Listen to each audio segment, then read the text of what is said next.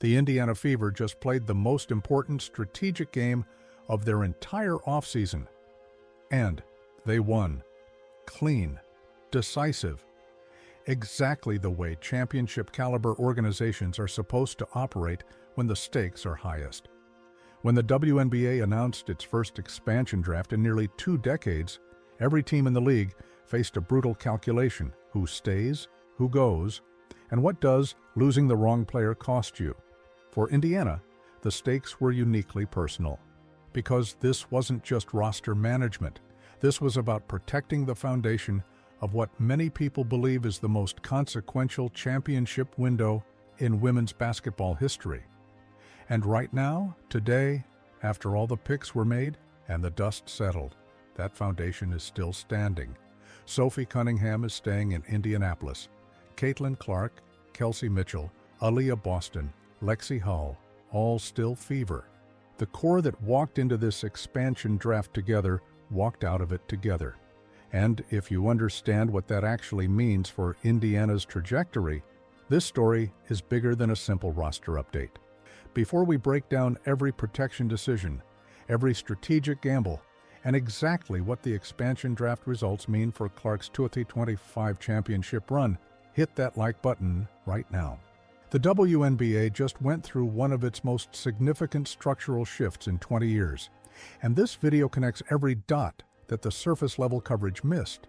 The WNBA expansion draft that just concluded wasn't an administrative formality. 2 new franchises, the Toronto Tempo and the Golden State Valkyries, required player inventory, which forced every existing team to expose meaningful contributors to the selection pool simultaneously. The rules were clear: protect your most valuable assets and accept that whatever's left is available. There were no exceptions, no negotiated exemptions. Every team had to make choices, and those choices revealed something true about organizational philosophy that months of press releases never could. For Indiana, the protection hierarchy had an obvious anchor: Caitlin Clark, Kelsey Mitchell, Aliyah Boston. Those names were never in serious jeopardy. The real decisions lived in the next tier, where the Fever had to weigh the future value of a player like Mikayla Timpson against the present value of Sophie Cunningham. Those are genuinely different kinds of value, and confusing them is exactly the kind of mistake that derails franchise timelines. Timpson is athletic. That point is not in dispute. Her physical profile is the kind that scouts flag immediately: the explosive movement, the length, the potential upside at center. But production is a different conversation from potential, and Indiana's front office appears to have made that distinction clearly when they left her unprotected. Her time in European competition, including EuroLeague play, produced results that didn't match the pre-draft projections. Games where she wasn't getting consistent minutes, stretches where she wasn't playing at all. When a player of that athleticism is receiving DNP designations in a European league, that's a data point serious organizations don't dismiss. Indiana didn't dismiss it. Protecting Sophie Cunningham instead wasn't a statement about Timpson's ceiling. It was a statement about what this specific team, built around this specific superstar, needs right now. Cunningham brings something that athletic measurements can't quantify. She brings the veteran edge, the defensive physicality, and the genuine chemistry with Clark that championship rosters require surrounding their cornerstone players. Think about what Caitlin Clark's game actually demands from the players around her. She doesn't only need talent, she needs players who understand winning culture, who absorb pressure without flinching, who don't hesitate in hostile road environments. Cunningham has demonstrated all of that. Her willingness to sacrifice individual statistics for team positioning, her comfort in high-leverage defensive assignments, her presence in the locker room as a player who has survived the competitive grind of professional basketball. These contributions don't appear in box scores, but they absolutely appear in win totals. Now consider the structural reality Indiana was navigating. In expansion draft scenarios, unrestricted free agents and players with certain contract statuses become particularly attractive targets because expansion teams sometimes believe they can select and then sign a player who might otherwise be unavailable.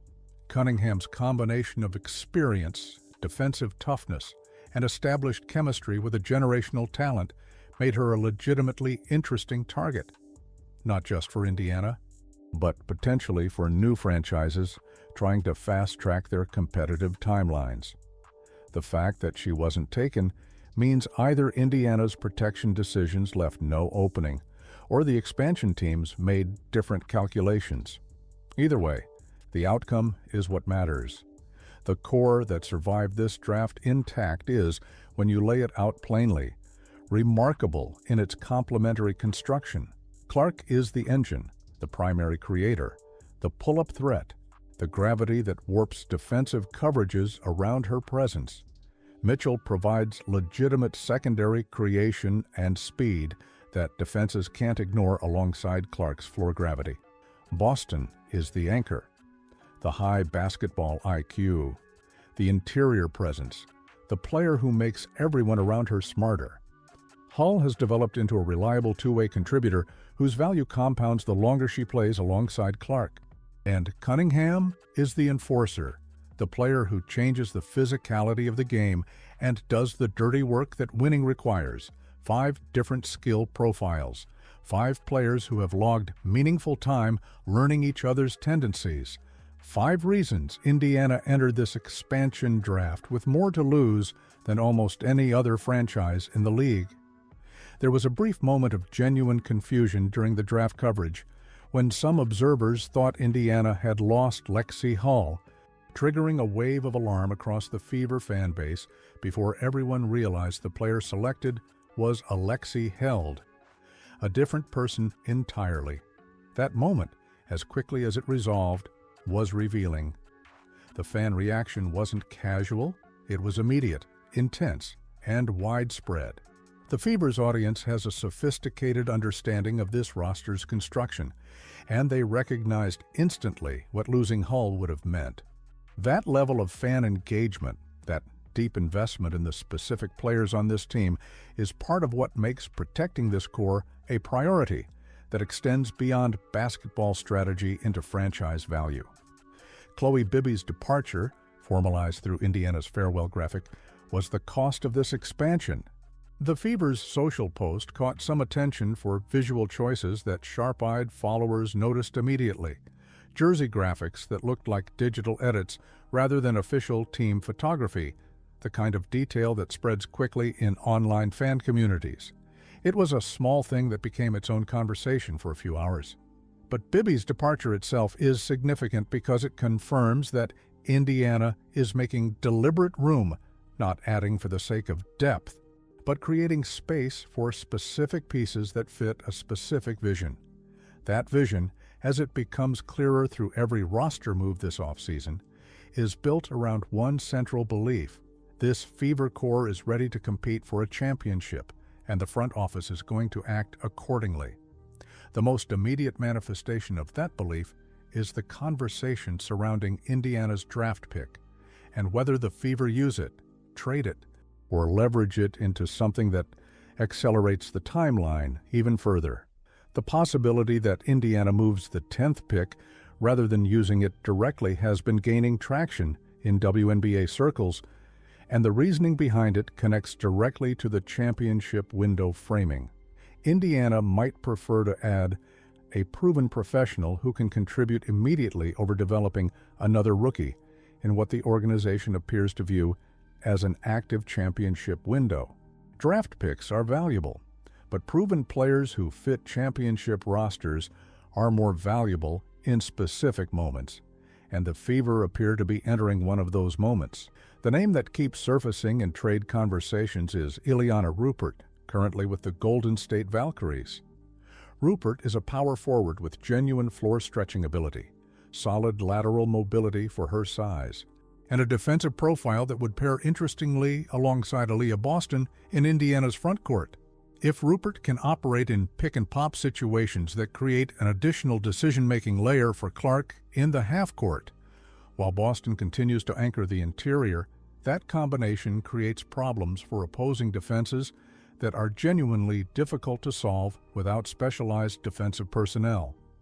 That's not confirmation the deal gets done. It's analysis of why the basketball logic makes sense and why the rumor has real staying power. The expansion draft itself, viewed from a league-wide perspective, represents something historically significant. The WNBA hasn't navigated this kind of structural expansion in roughly 20 years, and the decisions made by every franchise simultaneously created a snapshot of organizational values that no other event could have produced. What teams chose to protect and what they chose to leave available tells you exactly what they believe about their futures. Indiana's choices told a clear story. Championship core first, youth and potential second. The window is now. Here's what we want you to weigh in on right now. Do you think Indiana should trade the 10th pick for a proven veteran, or develop it into a new piece of this core? Drop your answer in the comments below. The fan perspective on this question tends to surface angles that beat reporters miss, and we read every one of them. The phrase, running it back, gets used casually in sports coverage, but it carries real strategic weight when you apply it to the specific situation Indiana is navigating. When a franchise decides to return the same core group for another season without meaningful structural changes, they're making a specific and consequential bet that growth through continuity exceeds any marginal improvement available from roster turnover. For most teams, that's a debatable proposition. For a team built around Caitlin Clark in her second professional season, it's a compelling one. Clark's rookie year established a trajectory that the rest of the league is still calibrating to. Her efficiency evolved measurably from early season to late season stretches. Her fourth quarter decision-making sharpened as she absorbed defensive adjustments and developed counters to the coverages teams were building specifically to slow her down. Her court vision, already elite entering the league, became more precise as she learned which of her teammates could execute under pressure and when and how. That last part is the piece that continuity directly accelerates. You cannot shortcut the process of learning your teammates at the level that championship basketball requires. Clark knowing exactly how Mitchell attacks a closeout in transition. Clark trusting Boston's positioning on the weak side without having to look. Clark understanding the defensive communication rhythms that Cunningham establishes before the shot clock expires. None of that knowledge transfers to a new roster. It has to be built through repetition, through shared pressure, through the specific experience of winning and losing meaningful games together.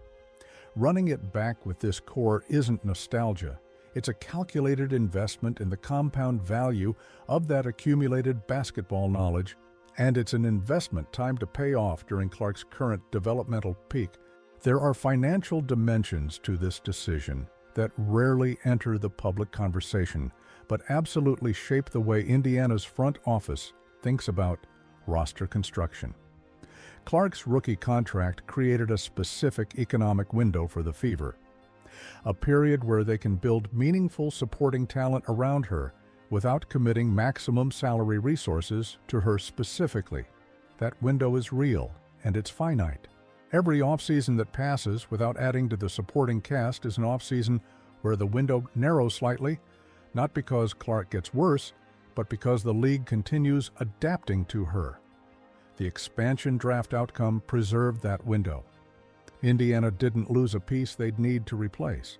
They didn't create a roster hole that would require significant resources to fill. They came through the process with their flexibility intact and their core undisturbed. In the context of an organization and trying to build a championship around a rookie contract player, that's a precise and disciplined result. The Fever's broader brand value adds another layer to this analysis. Indiana's franchise valuation, sponsorship portfolio, and broadcast draw are all functions of Clark's presence and trajectory. Any decision that could be interpreted as organizational failure to protect the championship infrastructure, losing a key contributor to an expansion team, creating internal roster instability, generating narratives about disorganization, carries costs that extend well beyond the basketball box score. The league is watching how Indiana manages this moment, and so are the free agents who will eventually decide whether to come to Indianapolis. Protecting this core sends a signal to every veteran free agent evaluating their options. It says, this organization knows what it's doing, it knows where it's going, and it protects its investments. That signal has recruiting value that shows up in conversations 2 and 3 years from now, when players with options choose between franchises and the quality of an organization's decision-making history is part of what they weigh. If this kind of analysis is why you keep coming back to this channel, consider joining as a member. Your support is what makes it possible to keep going deeper on the stories that actually matter, the strategic layer underneath the box scores. The league-wide expansion draft results created a new competitive map that Indiana now has to navigate. The Toronto Tempo's roster-building approach deserves particular attention because it signals something about how new franchises are thinking about competitiveness. Acquiring Marina Mabrey gave Toronto an immediate offensive weapon, a player who has proven herself as a high-impact scorer capable of creating her own shot at the professional level. Kristy Wallace's selection by an expansion team surprised analysts who had expected her existing franchise to prioritize her protection. Her departure is a reminder that expansion drafts surface organizational evaluations of players that teams rarely make public otherwise. The Los Angeles Sparks made a decision that generated its own controversy, choosing to protect Azura Stevens while leaving Julie Allemand available, despite the real possibility that Stevens could walk in free agency. If that scenario unfolds, the Sparks will have used a protection slot on a player who doesn't stay while losing a reliable contributor for nothing. It's precisely the kind of roster management miscalculation that creates multi-year setbacks. And it serves as a useful contrast to Indiana's clarity of purpose throughout this process. Now, share this video with someone who's been watching Indiana's offseason moves, because what comes next in free agency will build directly on the foundation this expansion draft either protected or damaged for every team in the league. The question of what the 2025 Fever actually are as a championship contender, not just a compelling story, lives in the gap between what they've demonstrated and what they haven't yet proven. Clark's rookie season showed something the league hadn't fully anticipated, not just talent, but competitive maturity, the ability to perform in hostile environments under defensive pressure designed specifically to counter her strengths, and in high-leverage moments where the weight of expectation is heaviest. She handled all of it in ways that suggested the ceiling isn't something anyone has accurately measured yet. What this core hasn't done is win a playoff series. That's the next frontier, and the players who went through this expansion draft process together, who navigated the uncertainty, absorbed the roster anxiety, and came out the other side intact, now share something intangible that matters in those situations. They've been through something real together. They made it through. That shared experience accumulates into the kind of cohesion that shows up in close games in late April and May. The Toronto Tempo and Golden State Valkyries entering the league adds legitimate competitive complexity to Indiana's championship pathway. These aren't placeholder franchises cycling through losing seasons.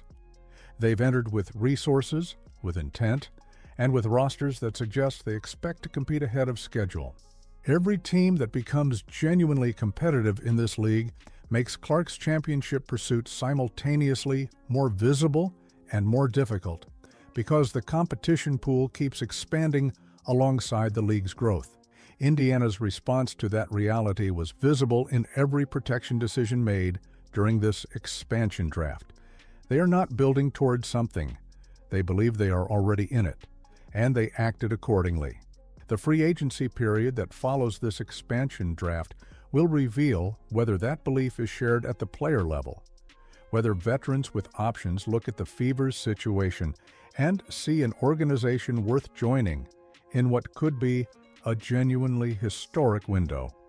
The signals coming out of this expansion draft suggest Indiana has positioned itself well to have that conversation. We'll be breaking down every major Fever free agency move as it happens. So subscribe and hit the notification bell right now, because the decisions coming in the next few weeks will either confirm everything this expansion draft protected or reveal that there's more work left to do. The Fever's off-season isn't finished. It's just getting to the interesting part. Don't miss what comes next.